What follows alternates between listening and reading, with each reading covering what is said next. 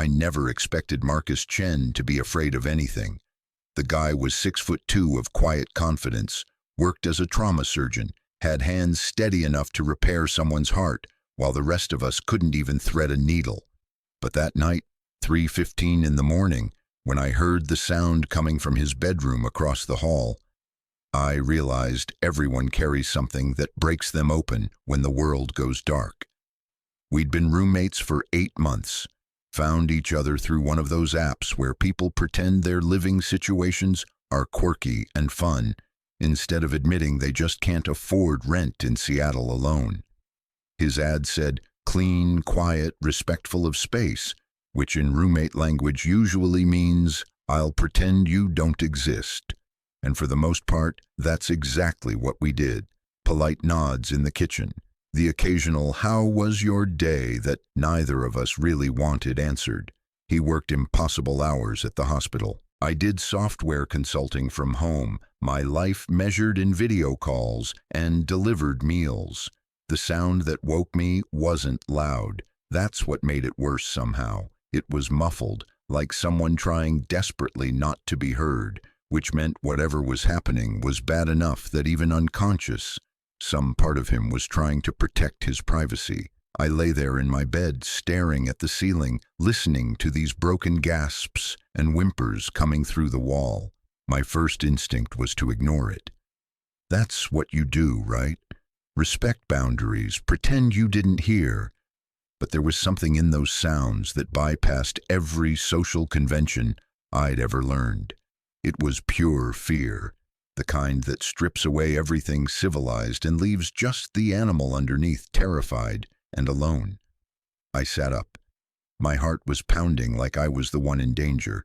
I'd been attracted to Marcus since the day he'd helped me move my desk up the stairs, his forearms flexing under the weight, that small smile when I'd made some stupid joke about hoping my computer setup wasn't a deal breaker. But attraction was easy to ignore. This was different. This was hearing another human being in pain. I got out of bed, pulled on a t-shirt, and stood in my doorway. The apartment was dark except for the blue glow of the router in the living room. His door was closed. The sounds had stopped. Maybe he'd woken up. Maybe I should just go back to bed and we could both pretend this never happened. Then I heard it again. A sharp intake of breath followed by words I couldn't quite make out, but the tone was pleading, begging something or someone to stop. I knocked, soft enough that if he was actually asleep, it might not wake him, but loud enough that if he was awake and drowning, he'd know someone was there. "Marcus, you okay?"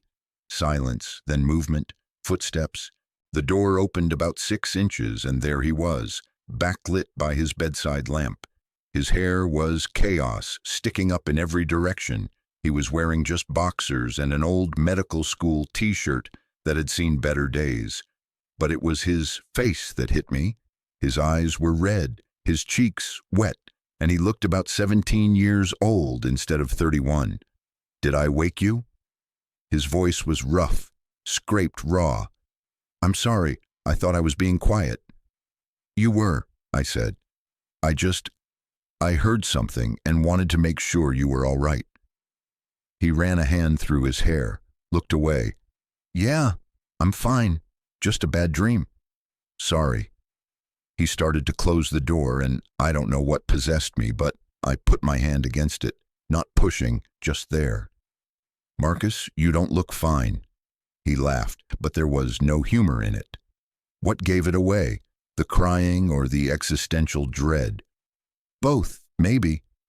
We stood there for a moment, him on one side of the threshold, me on the other. I could see past him into his room. It was neat, almost obsessively so. Books arranged by height on the shelf. Bed made, even though he'd clearly just been in it. The covers pulled back up like he was trying to erase evidence of his own vulnerability. "Do you want to talk about it?" I asked, knowing he'd say no, because that's what people say. "Not really," he said, right on cue. Then, after a pause, "Do you want to come in?" I did. God, I did, but not like this. not because he was broken open and raw. Only if you want me to. He stepped back, pulling the door wider. I took it as invitation and walked in. His room smelled like him, that combination of cedar and something antiseptic that he could never quite wash off after his shifts. I sat in his desk chair. He sat on the edge of his bed, elbows on his knees, head in his hands. "I have this nightmare," he said finally. "Had it for years. It's always the same. I'm in the OR, and there's a patient on the table, and I'm trying to save them, but my hands won't work. They're shaking so badly I can't hold the instruments, and everyone's watching me fail. The nurses, the other doctors, the patient's family through the observation window, and the patient is dying, and it's my fault because I can't make my hands stop shaking." He held out his hands as he said this, and they were trembling, not violently, but enough that I could see it even in the dim light. "But you're a surgeon," I said. "Your hands are steady. I've seen you do precise things. You fixed my coffee maker last month with tweezers and a paperclip." "I know," he said. "That's the thing about nightmares. They don't have to make sense, they just have to hurt."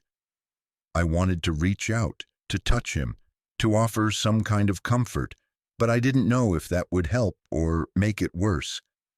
"How often does this happen?" "Couple times a week, more when I'm stressed. We lost a patient yesterday. 23 years old, motorcycle accident. We did everything right. Sometimes everything right isn't enough." His voice cracked on that last word. "I'm sorry," I said, "because what else do you say?" "Me too." He looked up at me then, and there was something in his expression I'd never seen before, a kind of desperate honesty. "Can I ask you something weird?" "Sure." "Would you stay, just for a little while? I don't want to be alone right now, and I know that's strange because we barely know each other, but you're here and I'm asking, and I don't usually ask for things." My heart did something complicated in my chest. "Of course I'll stay." "Thank you." He lay back on the bed, on top of the covers, staring at the ceiling. I stayed in the chair, unsure of what to do with my hands, my body, the sudden intimacy of this moment. "You can lie down if you want," he said. "I'm not going to make you sit in that uncomfortable chair all night." "Your bed," I pointed out. "Big enough for two people who aren't doing anything but existing in proximity." He was right about that. It was a queen, and he was on the far side, leaving a space big enough that we wouldn't even touch. I stood up, walked over, and lay down on top of the covers beside him. We both stared at the ceiling. I could hear him breathing, slow and deliberate, like he was counting the inhales and exhales. "I'm gay," he said suddenly, "in case that matters." "Me too," I said, "in case that matters." "Does it?" "I don't know yet." He turned his head to look at me. "I'm not trying to start anything. I just wanted you to know that I know what this might look like. Two guys in bed together. I'm not assuming anything." "I know," I said. "I'm not either." But I was lying. I was assuming everything, hoping for it even, and hating myself a little for hoping when he was clearly just looking for comfort, not romance. "Tell me something about you," he said. "Something real. I feel like I've been living with a ghost. You're always here, but I don't know anything about you." "What do you want to know?" "Anything. Everything. Why'd you move to Seattle? What do you do when you're not working? What's your nightmare?" I thought about it. "I moved here to get away from my ex. We were together for 4 years, and I thought we were building a life, but it turned out he was building a life with someone else at the same time. Found out when I came home early from a work trip, and they were in our bed." "Jesus!" "Yeah. So I packed up everything I owned, threw a dart at a map, and ended up here. Dramatic, right?" "Practical," Marcus said. "Sometimes geography is the only thing that saves us." "What about you? You from here?" "California, Bay Area. My parents wanted me to take over the family restaurant. I wanted to save lives. We don't talk much anymore, They think being a doctor is fine. But being a gay doctor is something else entirely, like I'm wasting my education on a lifestyle choice. The bitterness in his voice was sharp enough to cut. I wanted to tell him his parents were idiots, but that felt too simple. Their loss, I said instead. That's what my therapist says. You have a therapist? You don't? Fair point. I probably should. We fell into silence again. It should have been awkward, but it wasn't. It felt like we'd lanced something, let out the pressure, and now we could just exist without pretense. I'm tired, he said, but I don't want to sleep. Every time I close my eyes, I'm back in that OR. What if you didn't close your eyes? Pretty sure that's not how sleep works. No, I mean, what if you had something else to focus on? Something that keeps you present instead of letting your brain drag you back into the nightmare. He turned toward me, propping himself up on one elbow. Like what? This was the moment. I could feel it. The before and after of whatever we were becoming. Like this, I said, and I turned toward him too, mirroring his position. We were close now, close enough that I could see the flecks of gold in his dark eyes, the small scar above his left eyebrow that I'd never noticed before, close enough that if either of us moved just slightly, we'd be touching. Hi, he said softly. Hi. This is better, he said. Looking at you instead of the ceiling. Yeah? Yeah, you have kind eyes. Has anyone ever told you that? Not recently. Well, you do. The kind of eyes that make people want to tell you their secrets. Is that what you're doing? Telling me your secrets? Maybe. Are you collecting them? Only the ones freely given. He smiled at that. A real smile, the first one I'd seen all night. I have more, you know. Secrets. A whole collection of things I don't tell people. You don't have to tell me anything. But what if I want to? Then I'm listening. He took a breath. I'm lonely, like profoundly, existentially lonely. I spend my days surrounded by people, holding their lives in my hands, making decisions that matter, and then I come home to this apartment where I live with someone I'm attracted to but can't have, and I lie in bed wondering if this is all there is. Work and sleep and nightmares and polite distance from the one person who's physically closest to me. My breath caught. You're attracted to me? Come on, you had to know. I didn't. I hoped, but I didn't know. Well, now you do, and you can do whatever you want with that information.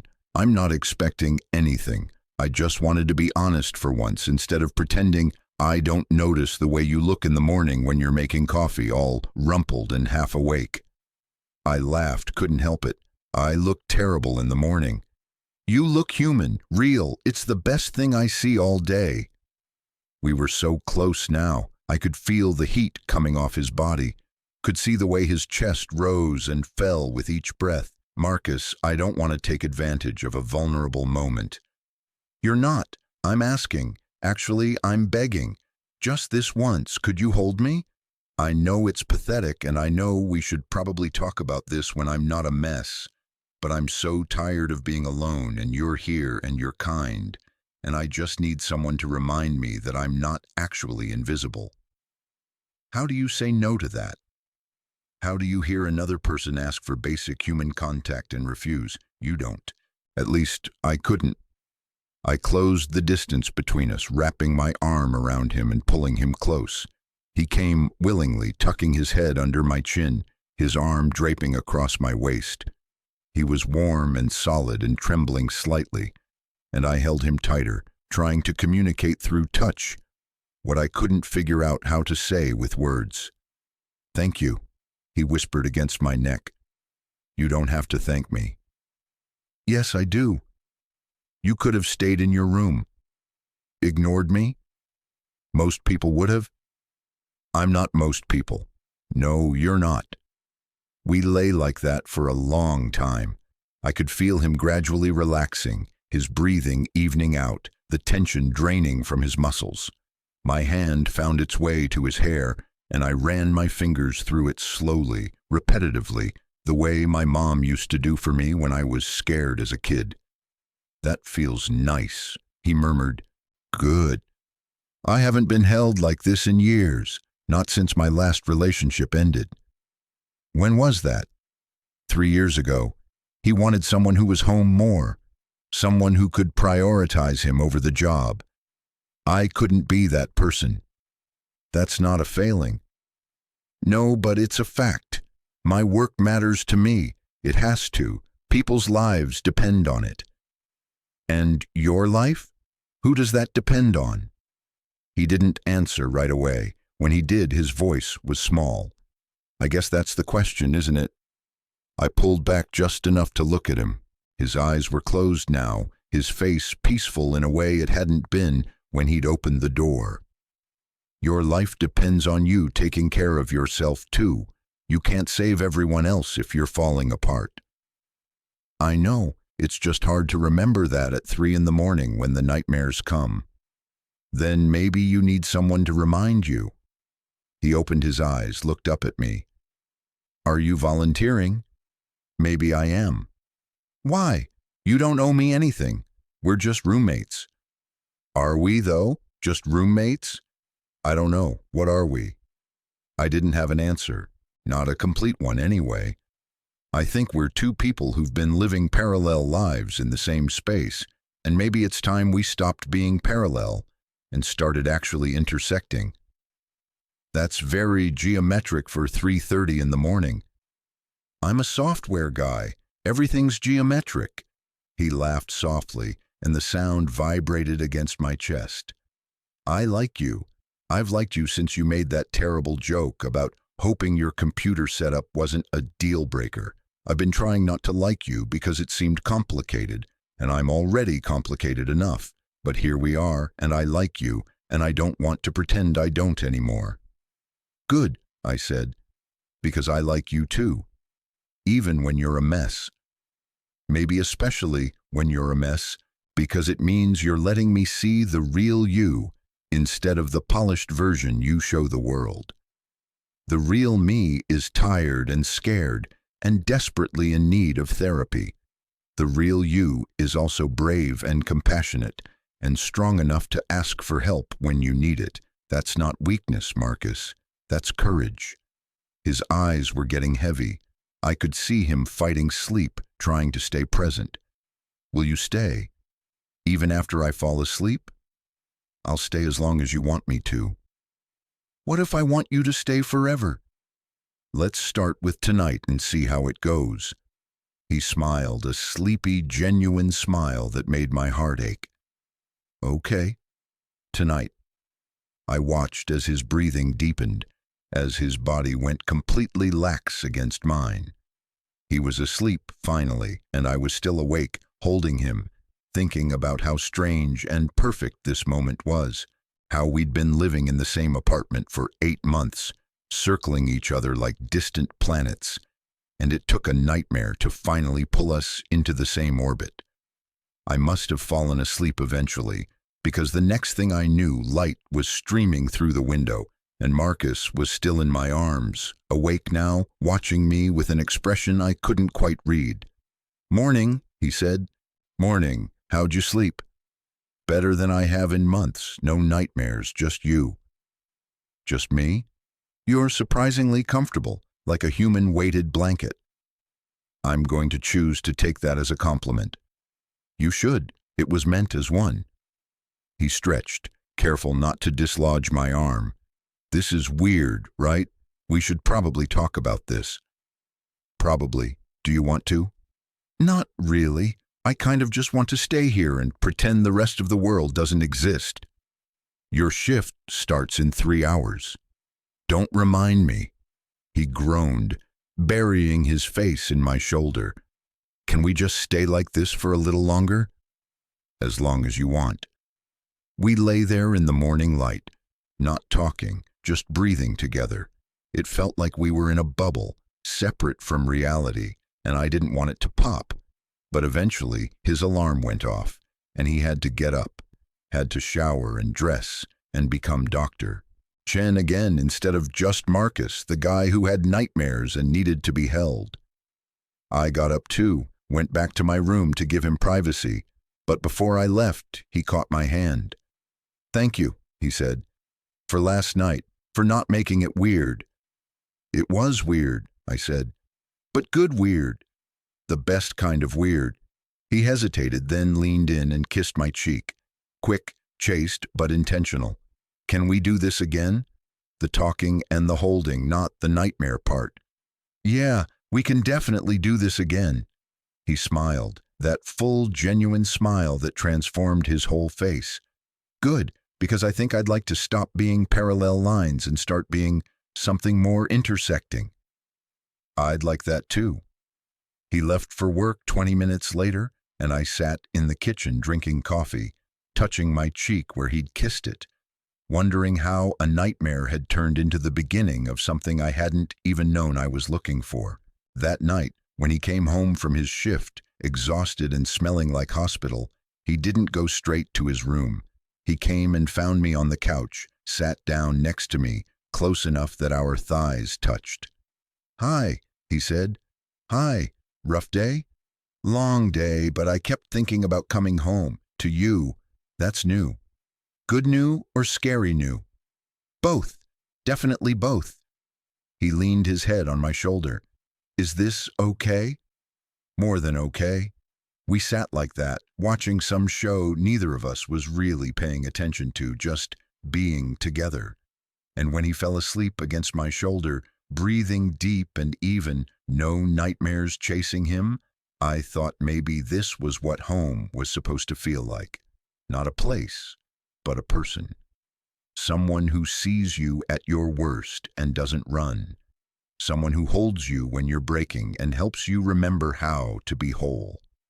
"Just this once," he'd said. But I knew, holding him there, in the blue glow of the television, that this was just the beginning.